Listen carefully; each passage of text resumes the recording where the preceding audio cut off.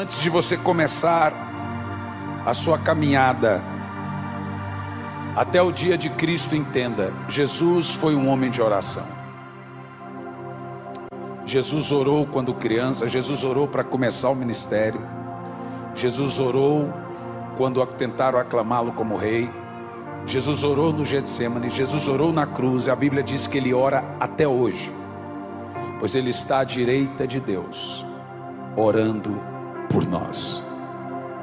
Não vai ter pregação no céu, mas com certeza haverá orações.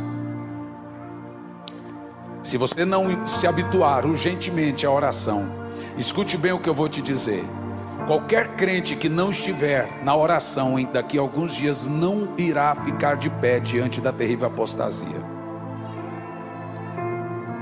Você será levado pelos ventos de doutrina.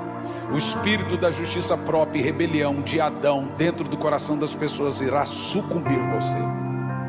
Somente aqueles que estiverem com a sua vida de oração em dia permanecerão em pé. Então cuidado com o que você lê. Aquilo que você lê pode parecer sentido para você, porque afaga a justiça própria. O negócio é fé, não sei o que, não tem que orar. Bom, você já sabe que isso não pode vir de Deus. Mas eu gostaria de ensinar a você aqui, porque você vai passar por isso, sobre as 4 fases em toda a vida de oração. Sabe, ninguém me disse isso. E foi muito doído para mim no início eu ter que aprender essas fases da oração. A primeira fase eu chamarei de oração normal, insistente.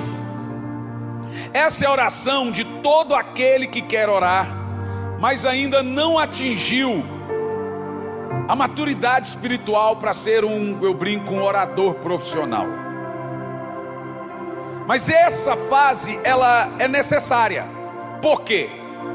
Para aprender a orar, 15 minutos, 20 minutos, etc. Não vai ter, é para apenas aprender a orar. É muito importante você começar. Se você não começar a orar, você nunca vai orar. E cuidado com as desculpas que você se dá para a falta de oração. E a gente dá desculpa, usa elas, e a gente se desculpa por causa disso, daquilo outro, e etc, etc. Suas orações iniciais sempre serão ouvidas por Deus e atendidas por Ele como tentativas de oração. Escute bem. Deus leva muito a sério as suas orações iniciais como tentativa de oração. E as orações iniciais, elas servem para recebermos o espírito de oração. Olha que interessante. Você tem que orar para então receber o espírito de oração para ir orar de verdade. Essas orações iniciais são feitas com, escute isso, nossos esforços. Porém tem uma importância muito grande. O Senhor está vendo sua tentativa de orar, sua tentativa de subjugar seu corpo, de tentar colocar o seu corpo sobre escravidão, como falamos ontem, e orar sempre. Veja, orar de madrugada é tido como uma tortura. Isso é escravizar o corpo, gente. Você não tem noção. Essa noite foi muito difícil para mim. Então eu levantei 4h30. Quando eu percebi já era 8 e pedrada. Mas o meu corpo dizia: volta para a cama. Eu dizia: não, não vou. Gente, você tem que amar muito a Deus. Eu vou falar. E eu falo: Senhor, eu não estou aqui de joelho para te obrigar a nada. O Senhor não me deve nada. Eu estou aqui porque eu te amo. Mas hoje está difícil. Mas ainda assim, eu não quero nenhuma troca nesse meu período com o Senhor. Mas depois Ele vem. Então não pense que você, eu estou aqui, então agora Deus vai ter que fazer. Deus não deve nada para a gente. Nada. Então essas orações iniciais, elas são feitas em primeiro lugar, iniciais, a primeira fase, com nossos esforços. Porém tem uma importância muito grande. O Senhor está vendo sua tentativa de orar, você tentando escravizar o seu corpo, e logo você vai receber o que a Bíblia chama de espírito de oração.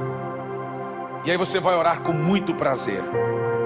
Essa primeira fase, gente, da oração é uma fase muito difícil, porque o seu espírito não está treinado a orar.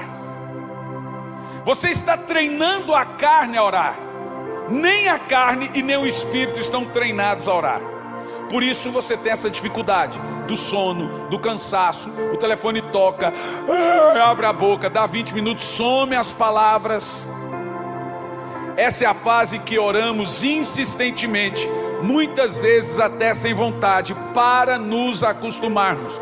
Todo costume repetido várias vezes vira hábito. Vou te dizer como começou comigo. Então eu dobrava o joelho e eu conseguia orar 20 minutos, tudo que eu precisava orar. Então eu orava. Quando sumia as palavras, falei, pronto, eu orei o que tinha que orar. Levantava. Mas um dia, eu estava de joelhos, dei uns 20 e poucos minutos. Eu ouvi uma voz dizendo, continue. Para quê? Em silêncio. Quando deu 1 minuto e meio, voltou as palavras. Eu comecei a orar por coisas que eu nem lembrava. Então eu continuava mais 15, 20 minutos, sumia as palavras. Aí eu ouvi a voz dizendo, continua. Quando dava mais 1, 2 minutos, voltava as palavras. Aí eu percebi, falei, diabo safadão.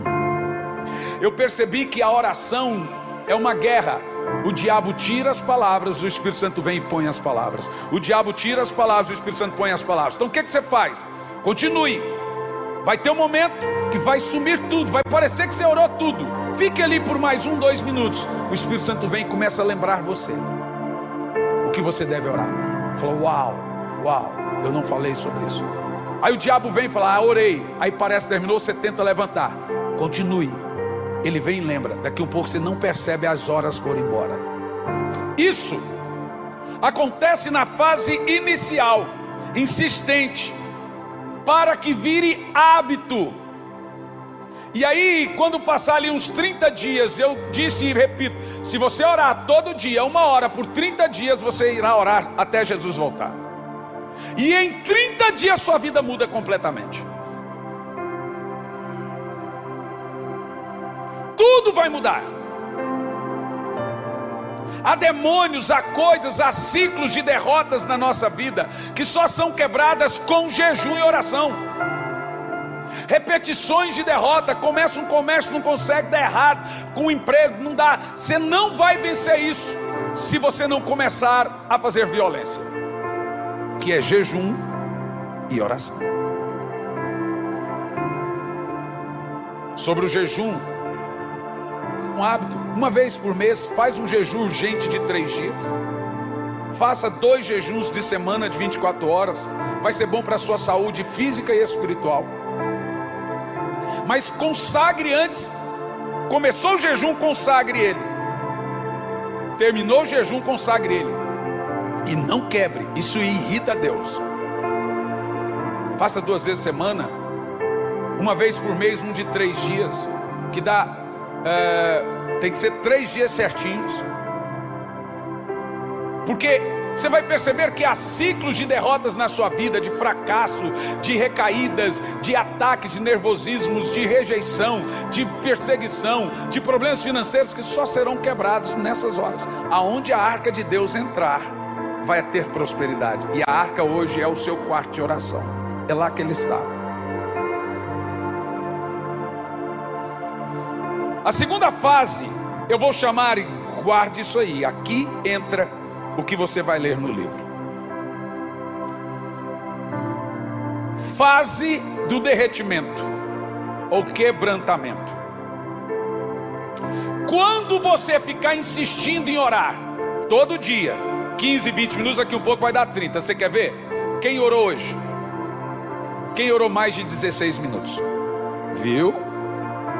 A pegadinha funciona. Agora, se você quer continuar nisso, continua. Se eu fosse, você aproveitava e pronto. Um dia que não deu para ser as madrugadas, faz de manhã, faz outro horário, mas você viu que é diferente. Viu só? Eu não estou aqui para fazer nada mais que isso. Eu tenho uma missão, irmão. Eu realmente entendo. Se você ouvir o pendrive, você vai ver. Eu realmente entendo que Deus me deu uma missão no mundo. Era o que Elias fazia. Quando ele ensinou o povo a orar, João Batista, Jesus disse: Senhor, obrigado por me permitir que seu servo traga o coração do povo de volta ao Senhor. voltem-se para mim, Joel 2:12, e isso com jejuns e oração. Orar é voltar todo o coração para Deus.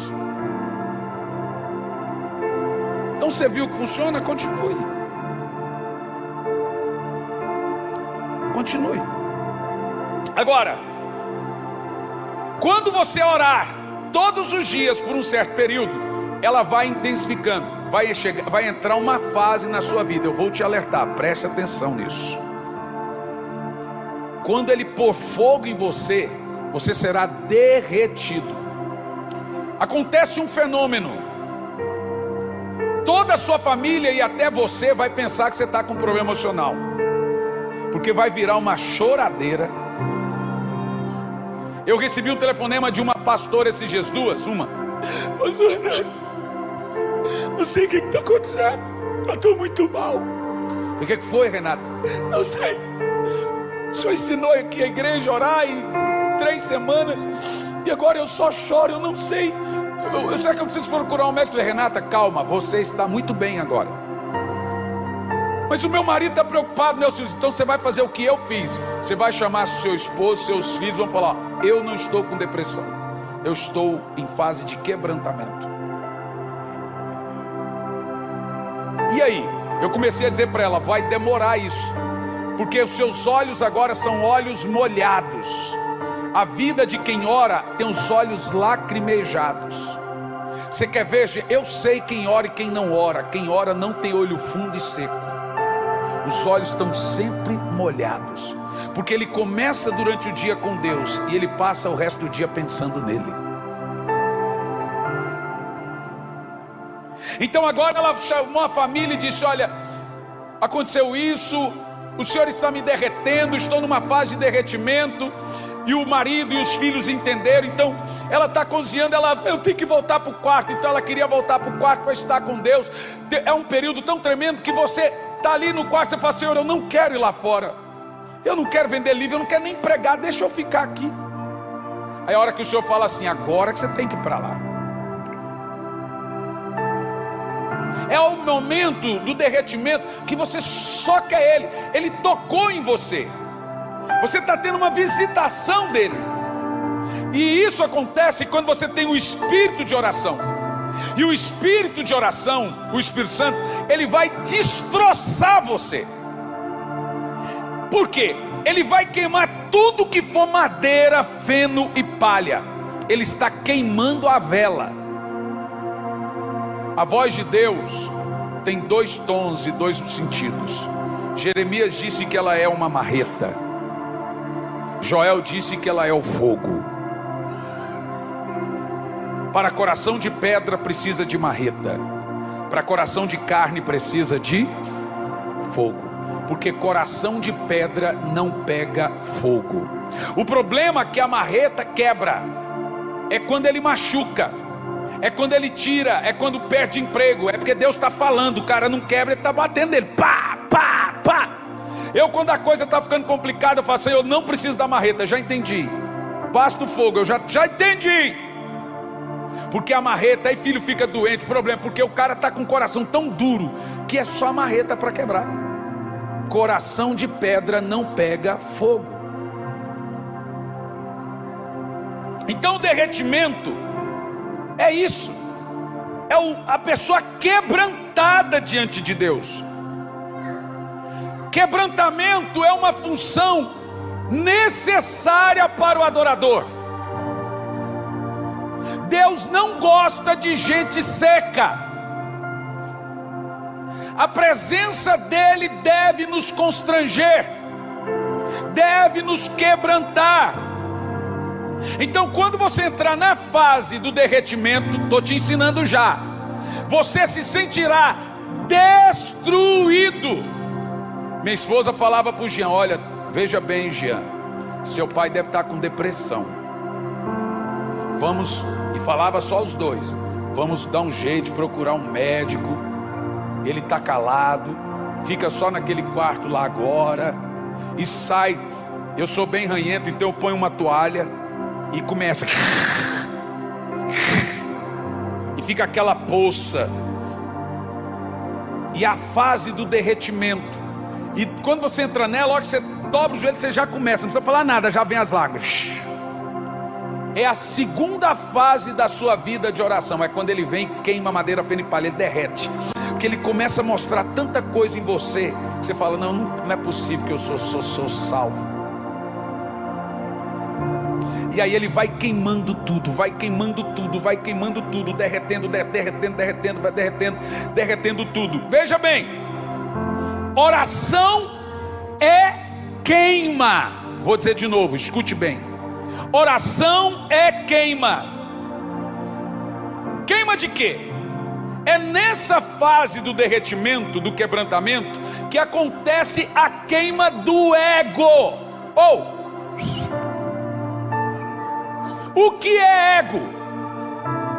Ego é toda a totalidade da natureza terrena caída. Tudo que é em você de ruim é ego. Ou seja, ego é toda futilidade. Ainda que não seja pecado ter um iPhone 13, é ego. Ainda que não seja pecado ter um relógio bom, é ego. Não é pecado, mas é toda futilidade, é ego. Há certos egos que precisam ser queimados, há outros que não faz diferença para Deus. Esse dia eu falei para Deus, Senhor, eu troco ou não troco o meu carro? Ele falou assim, o problema é seu. Deus, eu só vou te avisar se você for perder dinheiro, ou se o carro estiver estragado, etc, aí eu te falo. Mas nesse caso aí é eles por eles, você troca se você quiser. Então a coisa é que ele não vai interferir. Então ego é toda futilidade. Ego é toda a totalidade dos meus sentimentos. Tudo que envolve sentimento, carne, alma, desejos, vontades é ego. Não são todos os egos pecaminosos, mas tudo que envolve a minha carne, vontade, desejo é ego. Ai, que vontade de comer um chocolate, faz parte do ego. Então o que é ego? Eu fiz aqui uma pequena lista de ego. Agora o ego defeituoso, justiça própria. A justiça própria é uma desgraça. É o cara que sempre está com a razão e nunca aceita a correção. Todo mundo humilha ele, todo mundo pisa nele. Ele não está sendo corrigido. Quando eu vou corrigir os irmãos, os meus discípulos, eu falo, gente, eu não estou brigando com você. Eu estou corrigindo, é diferente. Quando eu vou corrigir meu filho, fala, pai, não está brigando, estou corrigindo. Porque a carne não foi treinada para ser corrigida, ela foi treinada para ser bajulada. Adão não foi treinado para ter luto e correção. Ele não foi feito para ir lutar, ele não foi feito para enterrar ninguém, e nem foi feito para levar bronca. Então toda vez que a sua carne tiver algo para qual ela não foi criada, ela vai saltar. Justiça própria, orgulho, vaidades, ciúmes, razões, direitos, tudo isso é chamado simplificadamente de ego. Segura essa. Se o seu ego não for queimado, você jamais conseguirá ter uma profunda relação com o Espírito Santo. Vou dizer de novo. O que é orar? É queima do ego. A cruz tem que matar o ego. Então Deus lhe quebranta para que Ele mesmo te ouça. Porque se Ele não te quebrantar, você vai até Ele com uma oração arrogante. Então eu fui numa igreja, veja, eu fico tão maravilhado quando eu venho e vejo aqui isso aqui. Eu estava tão chateado. Compartilhei com meu amigo isso lá no início do ano, penso eu, e mandei para ele, falei, rapaz, vou falar com você, você me entende. Eu estou muito triste, porque o Espírito Santo me deu isso para pregar em alguns 2 anos. E veja, eu estou pregando a mesma coisa de forma diferente há quase 3 anos. É tudo uma reciclagem. Mas eu vou em algumas igrejas e volto depois, você vê a igreja sempre cheia do Espírito, motivada igual aqui, igual lá no Marquinhos, entre outras. Mas tem lugar que eu passei aí, cheguei e estava pior. Tinha jovens se drogando, jovens, virou um oba-oba. Começaram bem e virou um oba-oba. E eu fiquei tão triste, tão triste. Eu comecei a ver, falei, gente, tem lugar que o povo não quer avivamento, quer movimento. É porque está sem a pandemia, está na pandemia, o povo está desanimado. Traz o pastor Hernani aqui para dar um up na igreja. Aí o povo volta para a igreja, não, agora não precisa mais de você. Então eu comecei a ficar tão triste, tão triste. Que aí eu cheguei a Deus e falei assim, Senhor, não está funcionando. Eu não vou falar o que eu penso, porque eu tenho muito temor do Senhor. Eu falei para Deus. Ele falou, mas pode falar. Eu falei, não, eu não vou falar, mas eu estou triste. Tá bom. Cheguei, entrei no avião.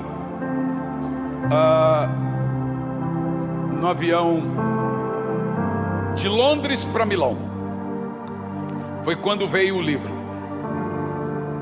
A hora que eu sentei, escuta isso. Você vai ler isso tudinho. Sentou do meu lado um moço com capu. Estava frio. Eu na saída de emergência e ele na outra ponta. E tudo bem, sentou ali do lado. A mulher veio fazer o speed. E ela vem até o meio.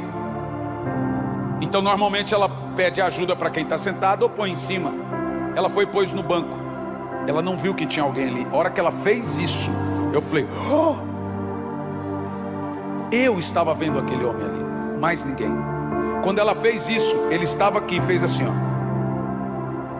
olhou para mim. Não havia um rosto, era só um capu. Ele disse, você está magoado, né?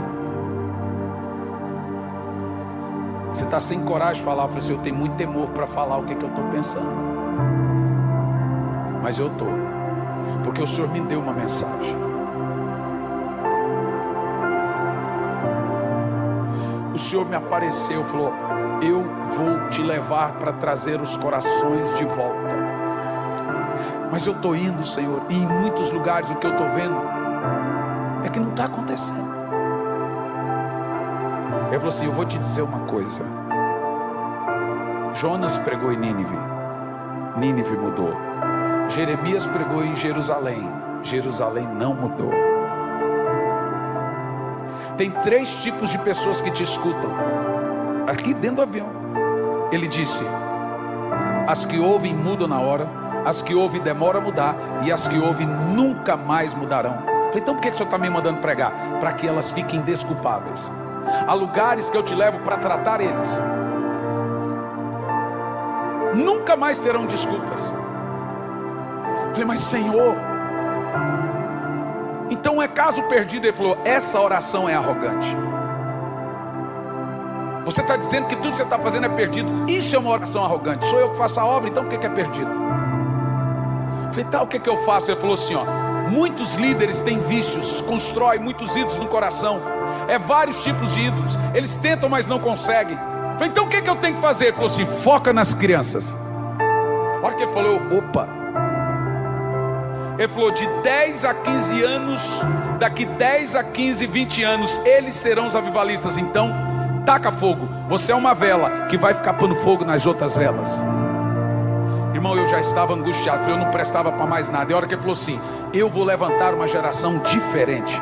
É a geração daqueles que buscam o Senhor. Acabou, irmão. Para mim, acabou. Mas antes dele fazer isso, ele me derreteu completamente. Porque senão eu não ouviria a voz dele. Então ele foi me derretendo.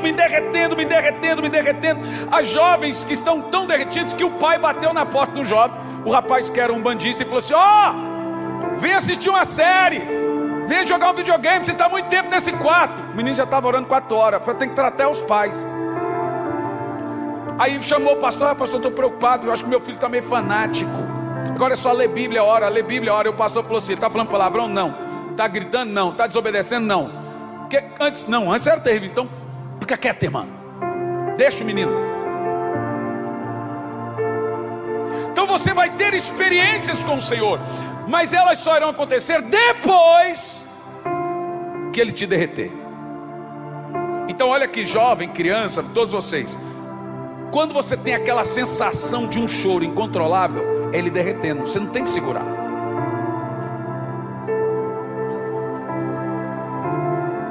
A Bíblia chama isso de coração quebrantado. Os olhos molham na hora, ele quebra, ele derrete, ele massacra a gente. E por que Deus faz isso? Para que ele possibilite que ele mesmo te ouça. Porque se você não tiver um coração quebrantado, ele não vai te ouvir. Por quê? Porque orgulhoso não é atendido. É um coração quebrantado e contrito, derretido, que o Senhor não despreza, mas ele resiste quem? Então o orgulhoso ora, em vez de receber o milagre, ele faz é perder. Porque suas orações são arrogantes, cheias de justiça própria. Se aquela fulana fez, eu não acho isso justo, ele vai orar com Deus, cheio de justiça, cheio de arrogância a oração. Então você já viu gente dizendo assim, ó, se o senhor não fizer isso, eu também não volto na igreja mais. O tipo, como se Deus devesse algo para ele. São orações arrogantes. Para que a oração seja plenamente atendida por Deus, tem que haver, escute, desistência do ego. Vou repetir. Para que a sua oração seja prontamente, orou e atendida, tem que haver desistência do ego. No ego, da justiça própria, do orgulho, da avareza, da vingança, do revanchismo, da raiva, da fúria. Isso demora, mas tem que haver. A oração verdadeira exige de quem ora o completo abandono do ego. Vamos ver aqui Apocalipse 8, versículo 3. Apocalipse 8, versículo 3.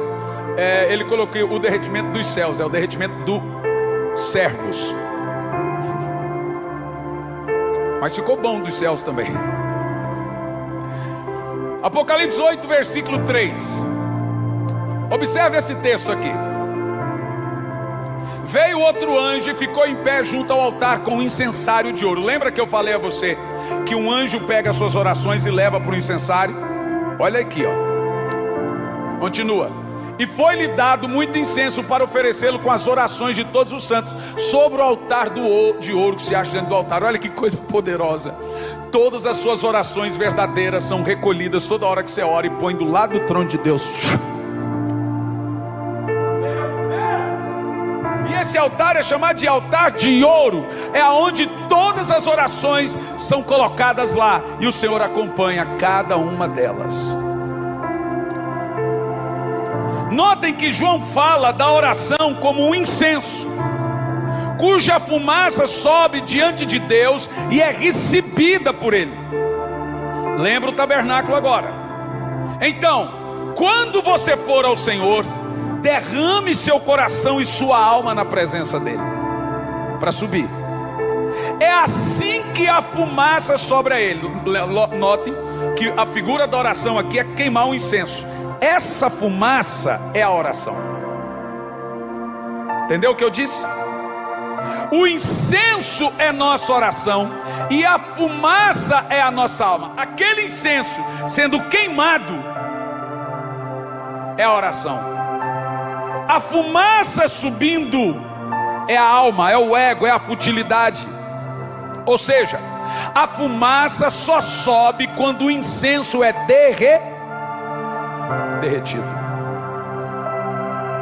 Então a oração é o derretimento do ego, o derretimento do coração, o derretimento da alma diante de Deus.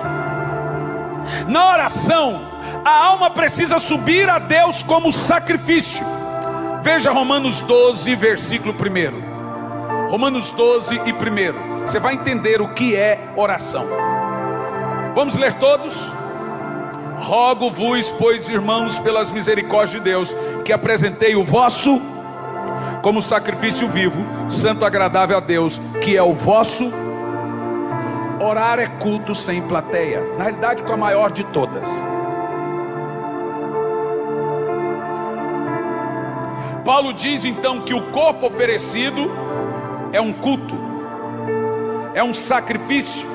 Por isso que não existe sacrifício sem queima de ego.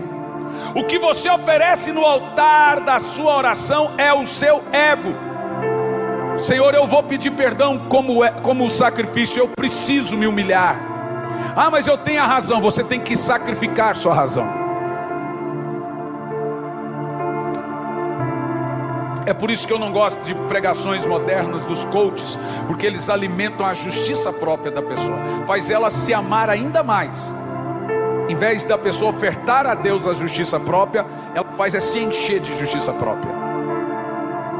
E aí atrapalha todo o processo do Espírito Santo. Paulo diz: apresente os vossos corpos como sacrifício. Ele está falando do derretimento. Agora eu te pergunto: como a alma sobe a Deus? Oh meu Deus! Você tem que entender que a alma também precisa subir a Deus.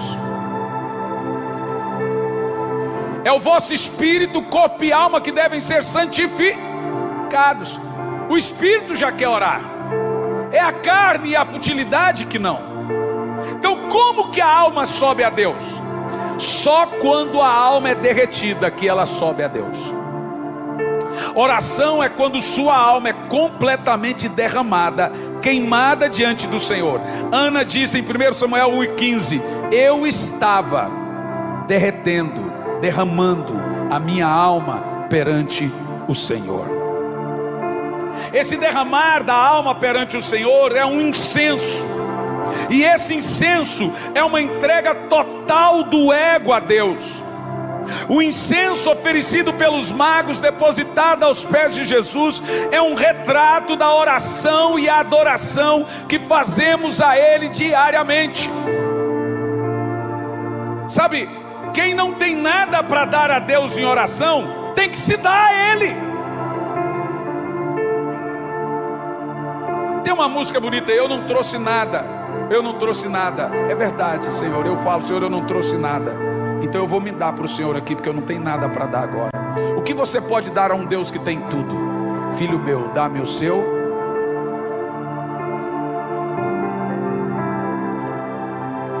Então o que é oração em sua segunda fase, meus queridos?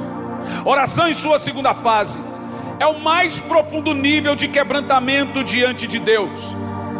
É o entusiasmo do amor, é a alma derretida, é a entrega de todo o ego. Orar, depois que você aprendeu, é um derretimento total. Oração são duas coisas: elevação e dissolução. A oração em sua segunda fase dissolve o ego, porque queima, é a fumaça que sobe, e eleva a alma a Deus, é a fumaça subindo. Então dissolve você e eleva a alma. É a alma que é o sacrifício, gente. O espírito já é dele. Então é a alma que ele queima diante do altar.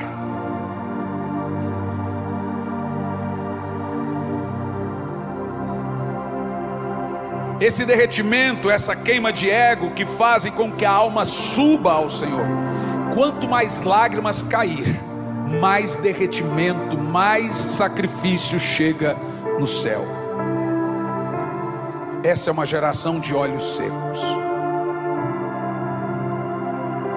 Não podemos ter. Por isso que Evan Roberts orava: quebranta-me, Senhor, quebranta-me, Senhor, quebranta-me, Senhor. Porque Deus só pode usar o homem grandemente depois de quebrantá-lo grandemente. A oração mais perigosa que alguém pode fazer é: dobra minha vida, Senhor, quebranta-me, Senhor. Porque quando você chegar diante de Deus quebrantado, já não tem mais a primeira fase, você já vai direto para o candelabro. A gente aprende a fazer o atalho da oração. Antes você cumpria certinho, começava pedindo perdão, depois se santificando, e aí entrava no tabernáculo. Agora quando você aprende a orar, você pula outra fase. Por quê? Quando você está quebrantado, ele vem com uma correção tão amorosa que até o arrependimento é diferente. Você se sente tão pecador, mas você não se sente acusado.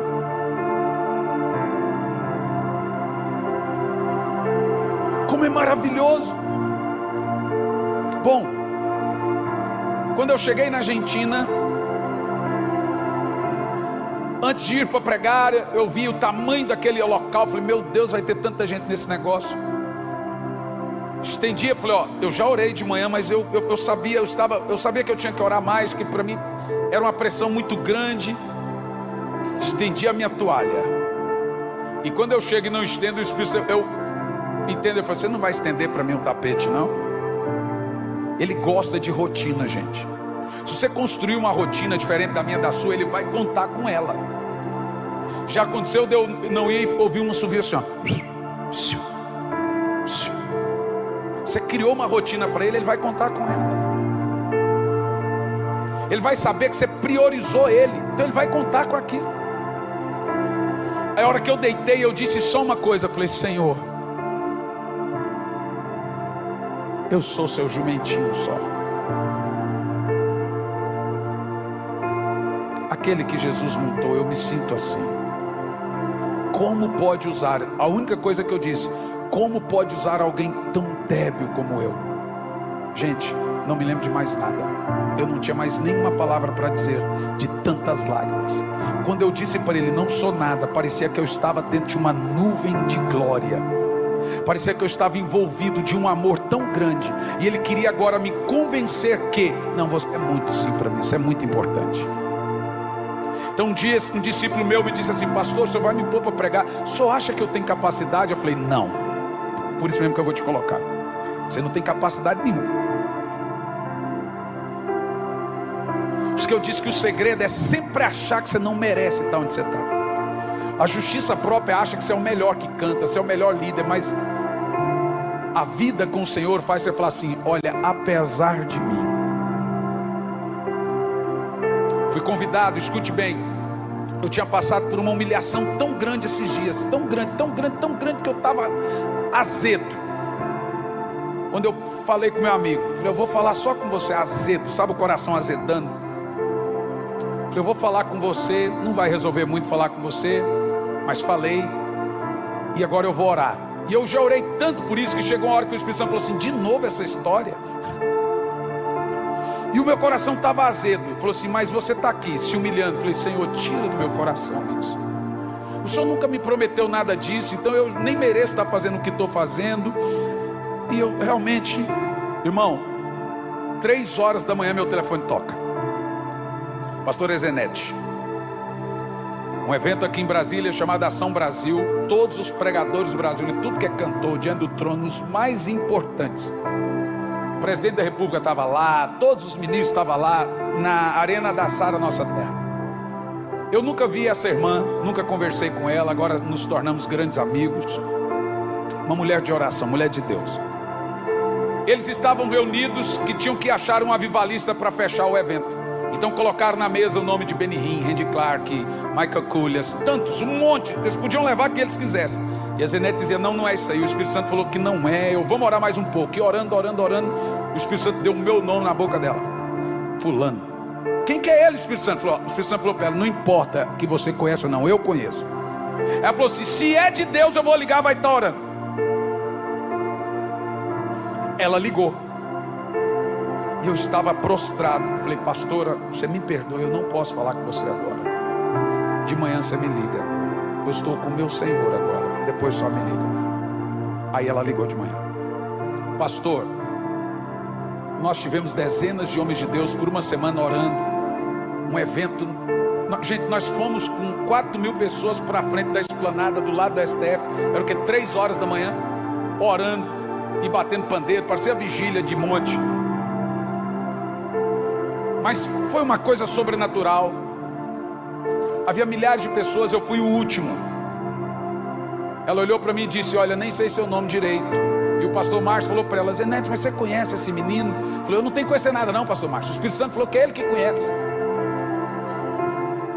Aí eu cheguei e vi o pastor Márcio, olhou e falou assim, uau. Eu falei, pastora, foi Deus que me trouxe aqui. E a hora que eu cheguei lá, o Espírito Santo falou assim, toda vez que você ofertar sua justiça própria, eu lhe exalto no outro dia. Você só precisa vir para a cruz. Não azede. Você não ganha nada comigo com coração azedo. Oferta o ego, queima a justiça própria, e eu vou te usar. Todos os pregadores tinham 40 minutos. Ela falou, ela e o pastor Márcio falou assim: você tem 1h30, pastor, porque nós queremos avivamento agora. Todas as crianças foram cheias do Espírito Santo. Nem meu nome ela falou no microfone. Aí teve uma irmã que falou assim: você é o avivalista sem nome? Eu falei, tá tudo bem. Porque no reino espiritual toda homenagem ela é póstuma. Deus não compartilha a glória dele com ninguém. Então Deus vai honrar o cara depois que morre. Deixa eu falar, a glória sempre é dele. Tem uma mulher aí chamada Jeanne Guyon, Madame Guyon. Essa mulher me destrói. Ela influenciou John Wesley, Suzanne Wesley. Você não vai achar livro dela não, é de 1600 alguma coisa. Ela ficou presa 14 anos. Ela é surreal. Eu leio aquele negócio, eu jogo no chão, eu não sou crente. Dá vontade de gritar, arrancar o cabelo. Mas ninguém nunca ouviu falar dessa mulher. Hoje todo mundo ouve falar. Ela não era famosa na época dela. Nenhum dos avivalistas eram famosos em suas épocas. Todas as homenagens são póstumas. O negócio de Deus é para lá, gente. Olha para essas crianças. Todas elas vão influenciar algo daqui a alguns anos. Vão ressuscitar mortos. Essa menina aqui, ó, Deus vai dar uma nação para ela.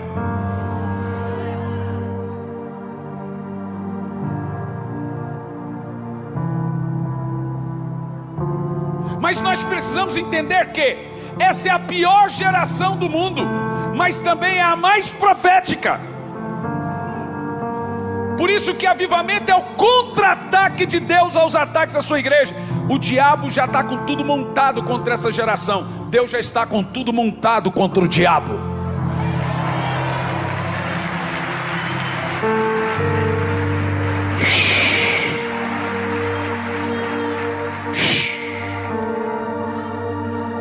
Então Deus tem que quebrar-nos para nos usar. Porque veja, o que eu vou dizer é a coisa mais pesada que você já ouviu. Se você não se tornar santo no ministério, você vai para o inferno por causa dele. Se o ministério não te santificar, você vai para o inferno por causa dele. Não tem meio termo. Você está muito perto. Lúcifer estava tão perto de Deus que ele virou Lúcifer em vez de um anjo melhor. Quanto mais perto de experiências com o Senhor, ou você vai ficar ainda mais usado por ele, ou vai virar um feiticeiro. Porque a presença de Deus não tem intenção em satisfazer você.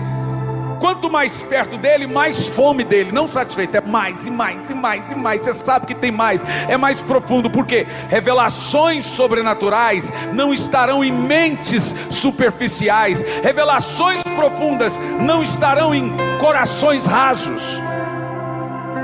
As coisas de Deus estão tão escondidas que você vai ter que sacrificar seu corpo. Tem que ser um sacrifício vivo. Fala, Senhor, eu não queria estar aqui, mas eu estou como se fosse uma tortura, mas eu estou aqui por causa do Senhor. O Senhor vai vir ou não?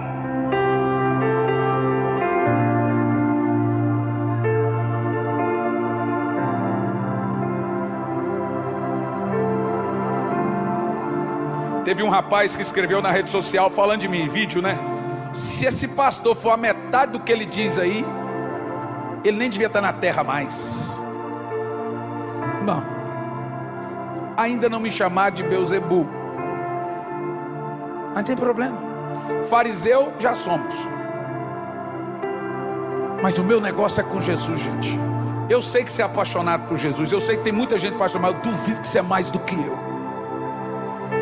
Eu vi o rosto dele. A maior revelação de todas.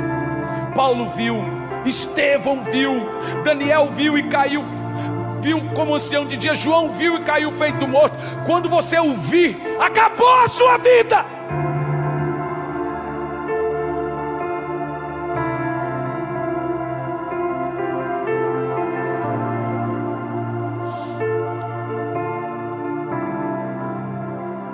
A alma só sobe quando queimamos o ego, entregando a Ele ao poder aniquilador do amor dEle. Na oração, em sua segunda fase, acontecem algumas coisas. Primeira, nos vemos mais errados do que pensávamos. Matou a justiça própria. Segundo, somos completamente altruístas. Você pensa mais no próximo do que em você. Terceiro, completamente sem justiça própria. Você sempre está errado, mesmo estando certo. Somos completamente quebrantados. Eu esqueci um negócio no hotel em Goiânia agora, um negócio caro, e ficou no quarto. As camareiras achou.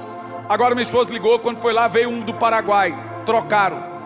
Eu falei, eu vou passar lá em Goiânia. O Espírito Santo falou assim, não vai não, vai dar briga, você vai ter ataque de ira e vai me ferir. Falei para minha esposa, pode falar e deixa para lá. Falei, mas era caro. Falei, não, deixa para lá. Isso aí é um laço do diabo para fazer entristecer o Espírito Santo, e eu vou ficar triste depois, que vai me dar ataque de ira, porque eu estou com a razão. Eles acharam o negócio e trocaram por um falsificado. Um hotel de 5 estrelas. Olha, eu estou com a razão, mas eu já saquei do diabo. Ele me pega quando eu estou certo.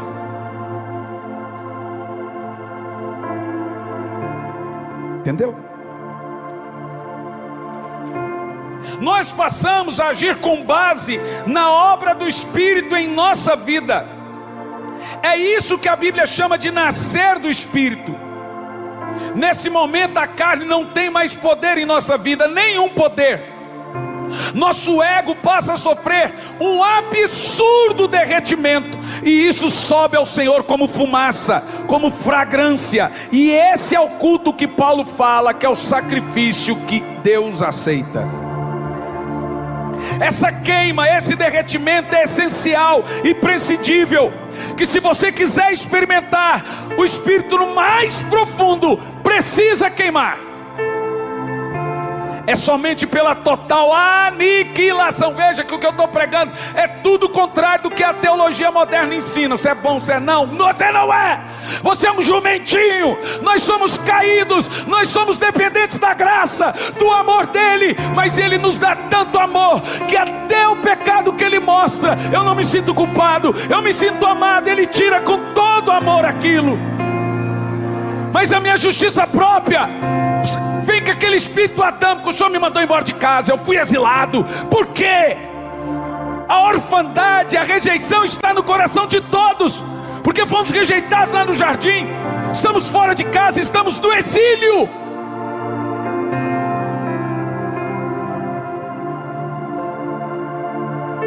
Quando eu cheguei na Colômbia, eu vi aquela multidão. O Espírito Santo parou na minha frente, falou assim, diga. Eu fico com o olho fechado, o quê? Diga se eu não sou fiel. Sou ou não sou fiel? Sou. Então diga a palavra que eu mais gosto de ouvir. O Espírito Santo falou.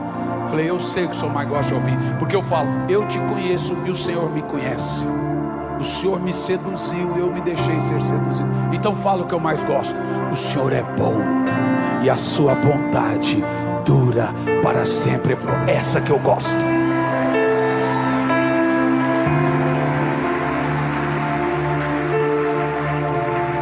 É o que eu mais gosto de ouvir, porque é o que o diabo quer provar. Deus não é bom, pois Deus ama.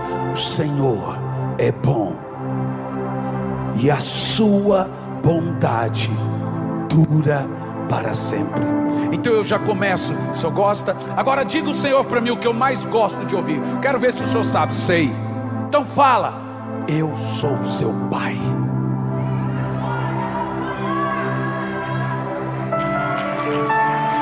Essa é a minha relação com ele. Nós estamos numa confraternização ali, não há interesses. Nós estamos em comunhão. O Senhor é bom. O Senhor e a sua misericórdia, e a sua misericórdia dura para sempre. Dura para para sempre. Vamos fazer isso alto. O Senhor é bom. É o que Ele mais ama ouvir. O Senhor é bom, e a sua misericórdia, e a sua misericórdia dura para sempre, dura para sempre. O Senhor é bom. Mais alto que você puder. O Senhor é bom. Você não tem noção. Ele me disse agora. Olha como eu gosto de ouvir isso. O Senhor, porque Ele é um bom Pai. Ele nos rege porque o nosso coração é diabólico e não deixa sentir o amor dEle. Sua misericórdia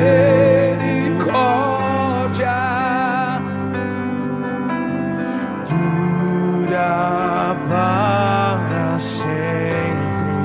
Aleluia, aleluia, aleluia, aleluia. Glórias ao Cordeiro, glórias ao Cordeiro,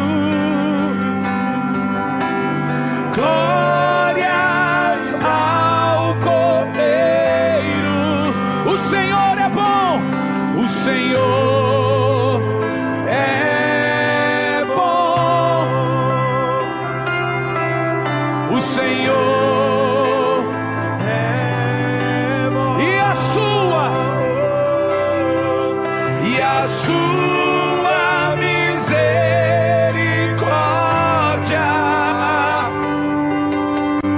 dura para sempre. Você vai cantar o mais alto que você já cantou. O Senhor é bom. Você vai ouvir os anjos juntos. O Senhor é bom, e a sua misericórdia, e a sua misericórdia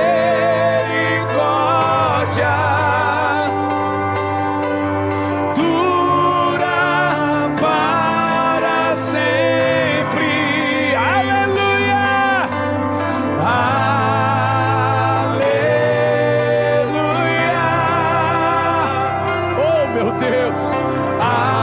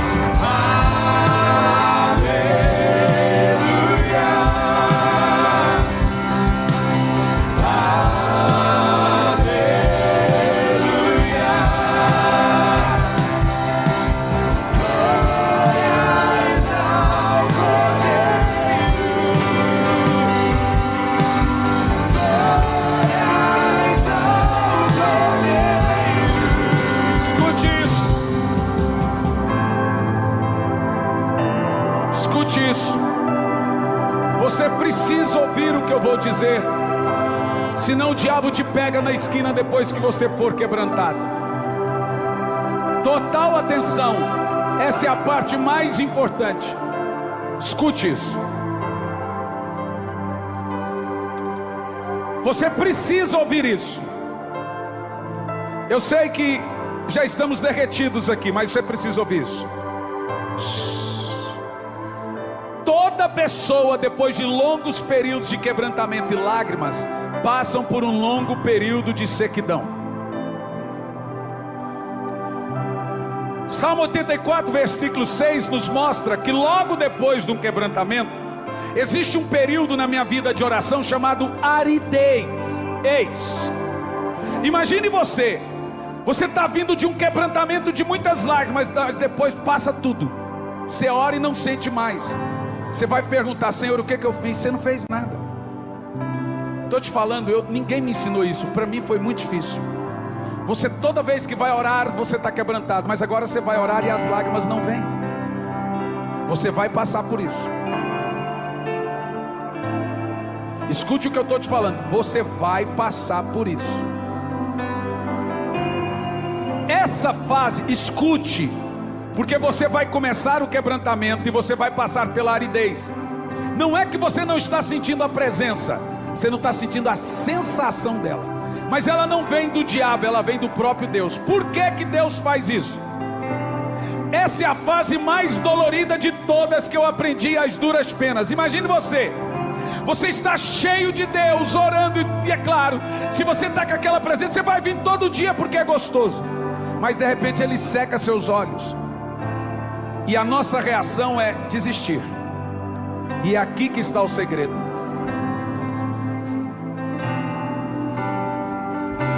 A presença de Deus traz um prazer.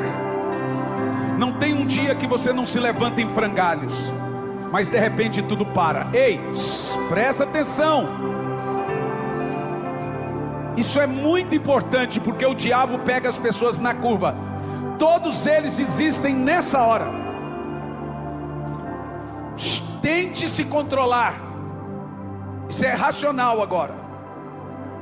Você vai receber um espírito de oração, e depois o diabo vai usar o período da aridez. Veja, eu estou vendo você está chorando, mas terá uma hora que não vai vir. O que você vai fazer? Você diz: eu não senti a presença de Deus, e normalmente você diz: não está fluindo. Veja, eu estou te ensinando o que Deus me ensinou.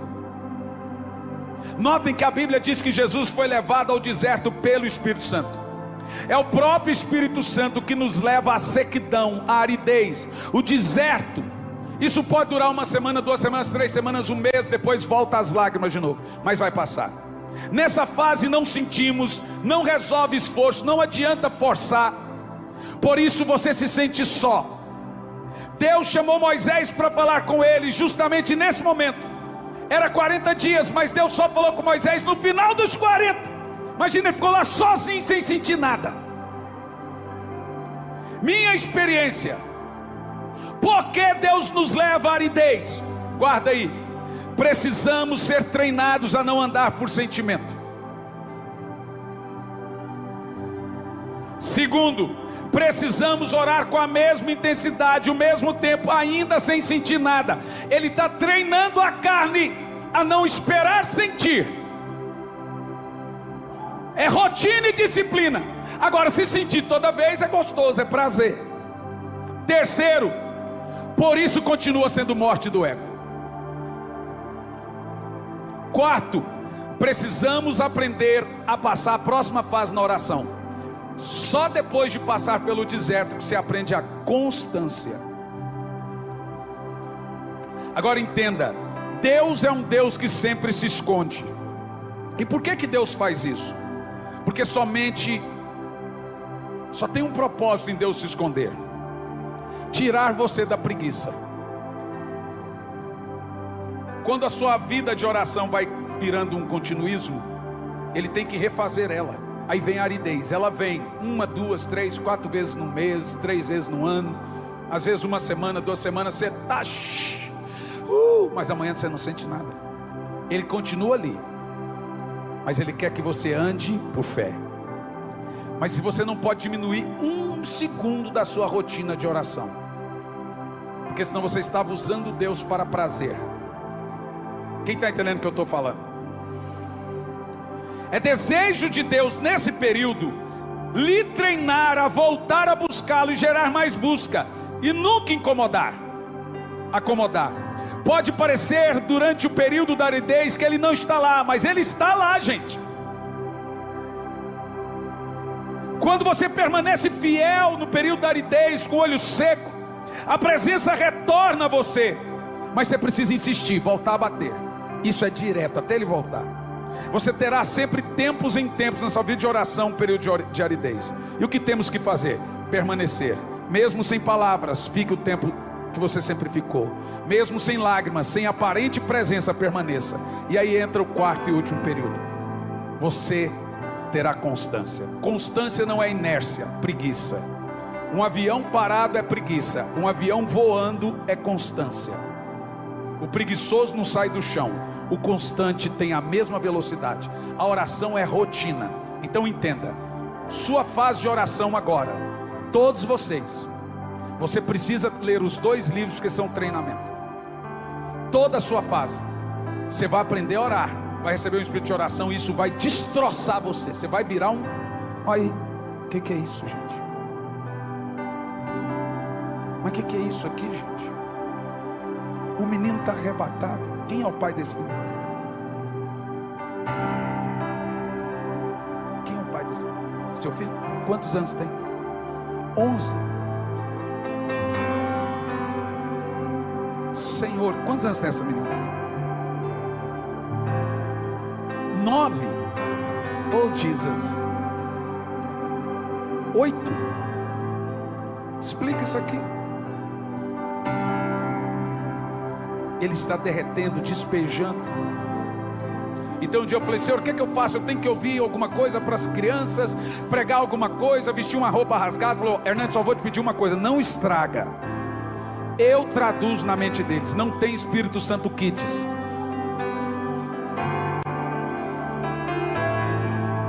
Você vai aprender a orar, ele vai destroçar, você vai se quebrantar, vai ter período de aridez, ele vai ser, mas você tem que continuar, ao mesmo tempo é rotina, depois volta, depois vem a aridez, depois volta. Aí você, quando você passar esses 3 períodos, você não vai ter mais o primeiro. Você já virou alguém que ora, então você não passa mais o início. Agora você vai ter só as 3 fases: quebrantamento, aridez, constância. Quebrantamento, aridez, constância, até Jesus voltar. E não pense que todo mundo que ora vai ser pastor de uma igreja grande e fazer milagre, não. Veja, a oração tem uma promessa: Ele é a recompensa, Ele é o tesouro.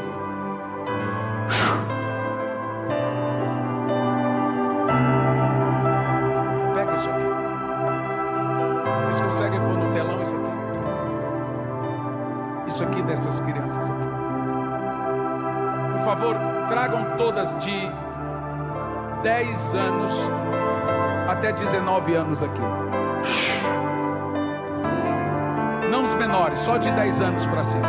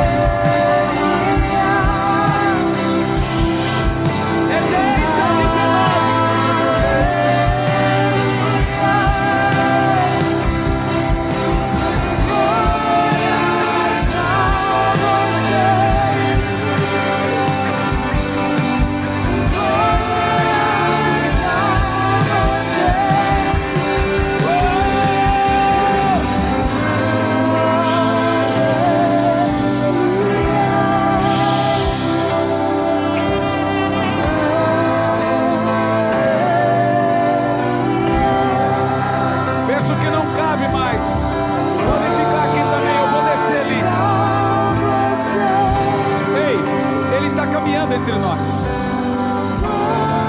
Curta o Espírito Santo agora. Uma distribuição de queima agora.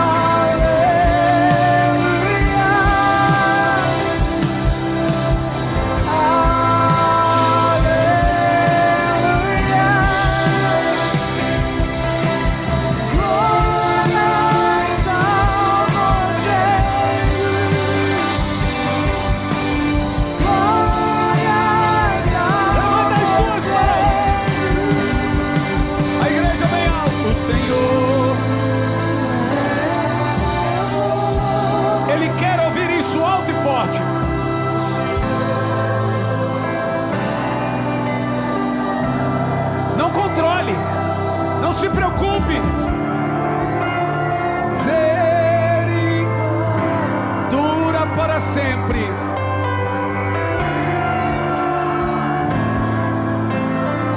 Mais alto que você já cantou na sua vida. O Senhor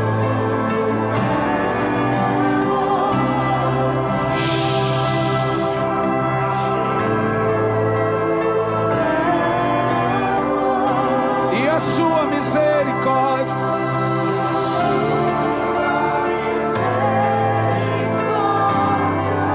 dura para sempre. Vamos fazer como um sacrifício o mais alto que pudermos. O Senhor, suba agora, deixa a sua alma ser elevada aos céus agora.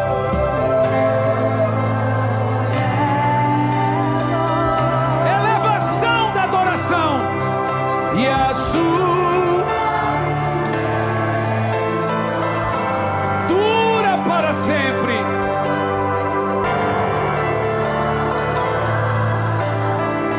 Ele disse mais uma vez: o Senhor é bom,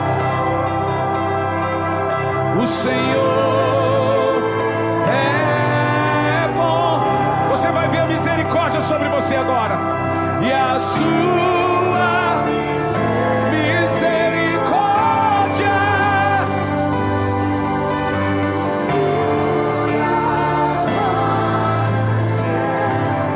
Você sabia que o amor dele queima?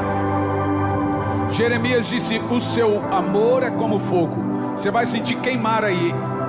É o fogo da misericórdia. Unção é quando o amor explode dentro de nós e vem um desespero, uma vontade de gritar de tanto amor.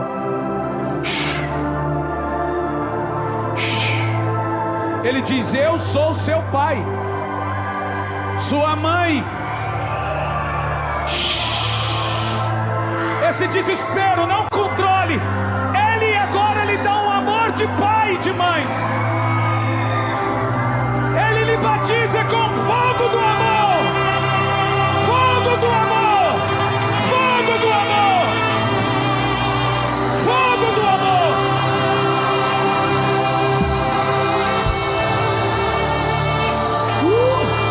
Fogo do amor. Batiza, queima. Deixa o amor dele queimar agora. Queima, queima, queima.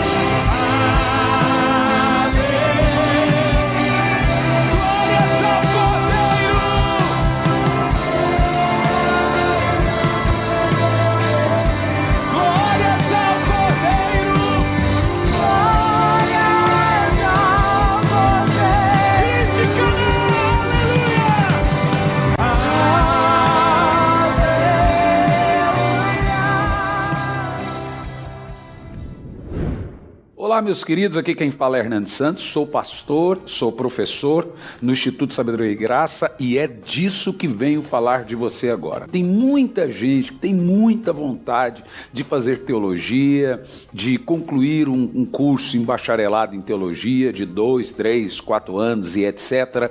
Mas é muito difícil.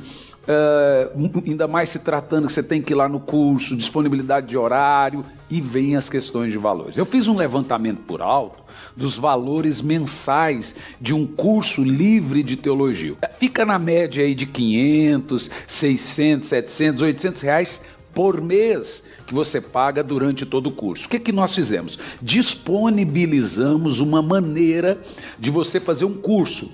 Eu dou essas aulas no sistema EAD, o curso está todo ele pronto, são 2 anos de disciplina, ou seja, você faz 1 ano e depois tem que fazer uma rematrícula para o próximo ano, no caso 2 anos de disciplina, com conteúdo de bacharel em teologia. Olha o valor que você paga anual no curso, são 2 anos, R$460. Eu já vi gente terminar o curso em 3 meses, 4 meses, etc. Aí você abre a matrícula para o 2º ano do curso. São 2 anos com conteúdo de bacharel em teologia. É R$460 ano, entendeu? Por ano. Gente, R$460 não equipara a parcela mensal de um curso comum livre em teologia.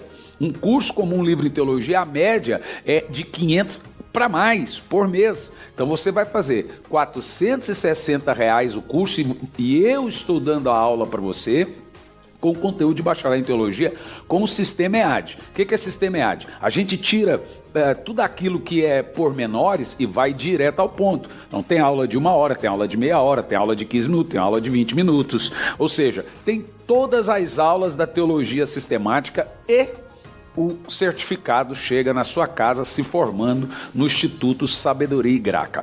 O que você pode fazer agora? Você vai entrar no site sabedoriaigraca.com, sabedoriaigraca.com, e você vai se inscrever no curso, passa o seu cartão, Tem bandeira de cartão que faz até em 12 vezes, tem bandeira de cartão que faz em 10, depende muito da sua bandeira. E aí você vai participar e fazer o curso conosco, sabedoriaigraca.com, curso de teologia, curso livre de teologia, com conteúdo de bacharelado em teologia. Espero você como meu aluno no Instituto Sabedoria e Graça. Entra no site sabedoriaigraca.com. Que Deus te abençoe.